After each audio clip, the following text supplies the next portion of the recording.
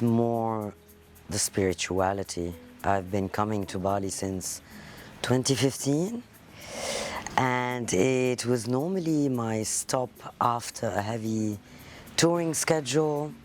I used to come here for a month or two sometimes in this house, and I've been here since.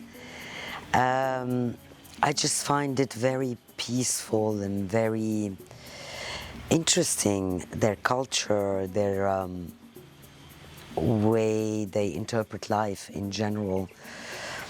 And what I learned today from an Indonesian friend of mine, actually, which I didn't know, is that they don't have in their language the he and the she. It's all called by their names. So they're all equal initially.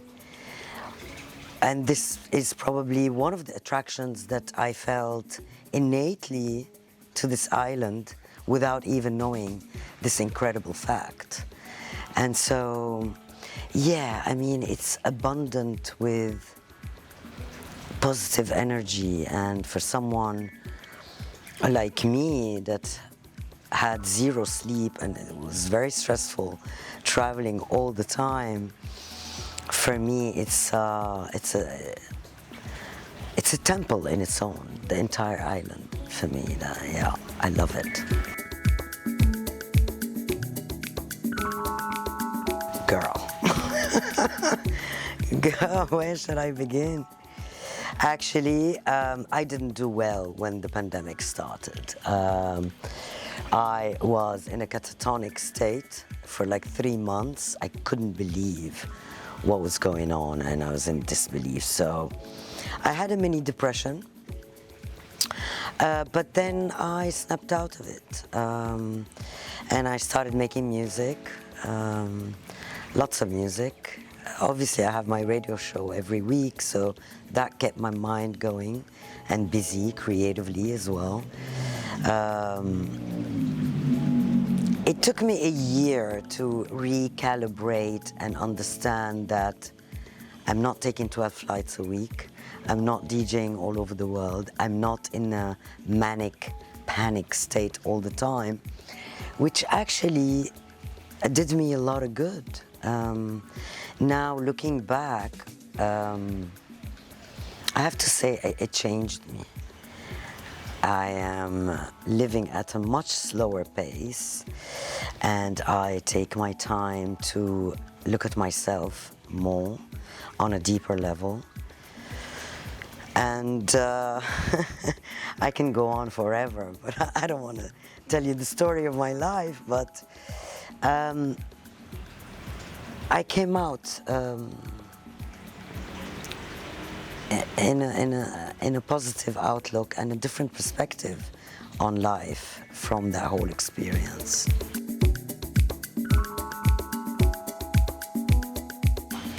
Am I gonna be cliche? I mean, no drugs, no alcohol, lots of water, good food. I mean, obviously it's the ABC of wellness. But I think the wellness is more from the inside and your deepest fears. And if we can sort that out first, then the rest will follow.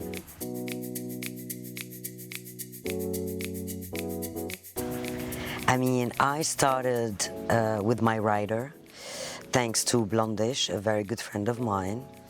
And there is no plastic on my rider anymore.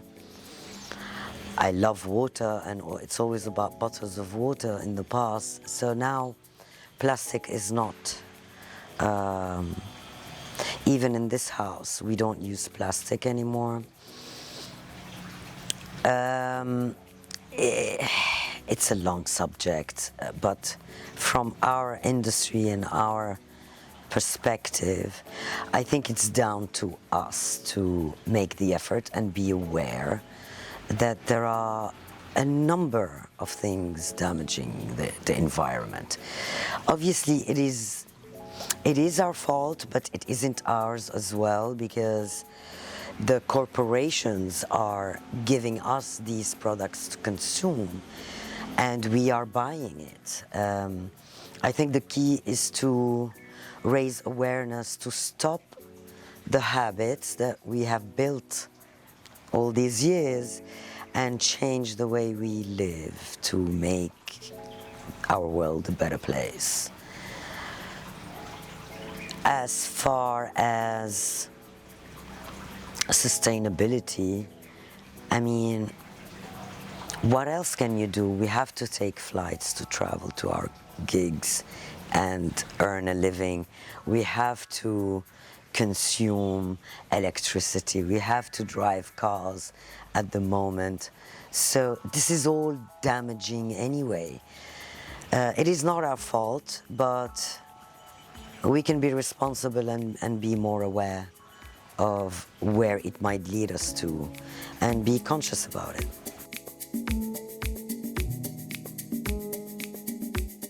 Raise awareness.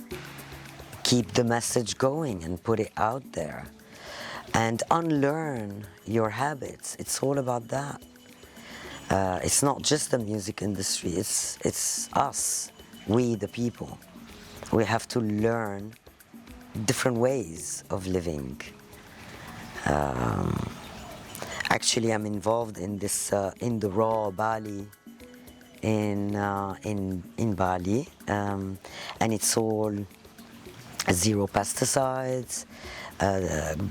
We're teaching farmers how to grow their products organically. So we have to do as much as we can to teach everybody around us that there are different ways to do things around here and to live a healthy life.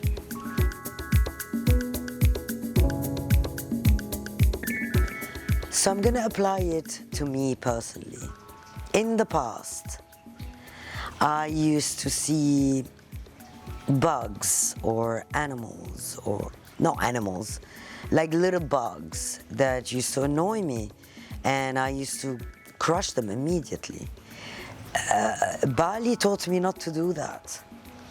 Bali taught me to respect the environment, to respect nature, to respect even the most dangerous bugs, for example. They don't kill them. And I saw this in Thailand as well. They never kill snakes. We are so afraid of them. And I saw it many times, every day almost, catching the snakes out of my room, for example, but treating her so well and so right and letting her go. And so I learned to do this from the Asian culture, which I totally respect. And I think they know way better than us, the Western world, that we are used to. That way of living can teach you a lot to respect your environment, the people that live in it, and the bugs and the animals, and everything has to live harmoniously.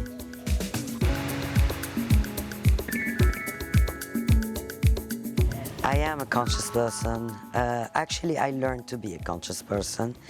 As you grow older and you mature, you become more and more conscious.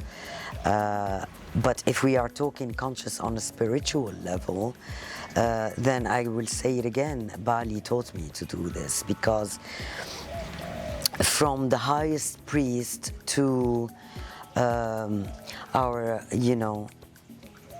people that live with us here in the house, they have this perspective that teaches you on a much higher level than you know and understand. And the first thing that I was taught was the offerings that they do 3 times a day, and I see it around the house. And I understood what it was. So the fact that they are offering whatever you have, a banana, a little a ribbon, flower that you pick, and you give it to the temple, it means you are respecting everything around you. Out with the negative, in with the positive. And if you abide by these rules, everything will be around you, working in sync and on the same frequency. So I learned all these things from this amazing culture that I was so blessed to be around at a time where I was in a very difficult stage of my life, and it gave me a lot of peace.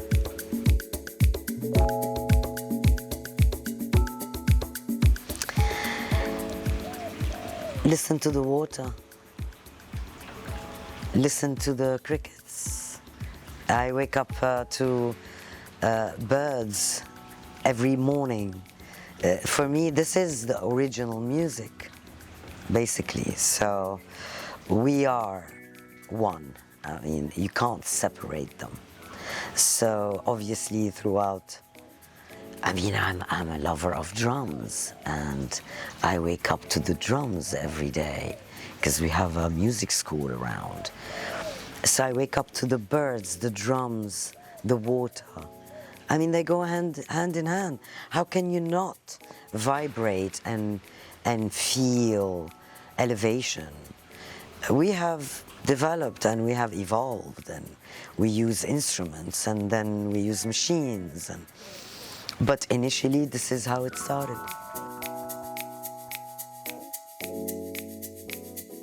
Fighting the corporations. This is what inspires me, because they are the reason. They are the reason why we got here. And now we have to dismantle everything that they started for their own benefit, for their own balance sheets and shareholders and you know, dividends. They put us in this position, and it is because we are conscious enough and people are snapping out of it that they are working to reverse what they have started. So this makes me motivated, let's put it that way.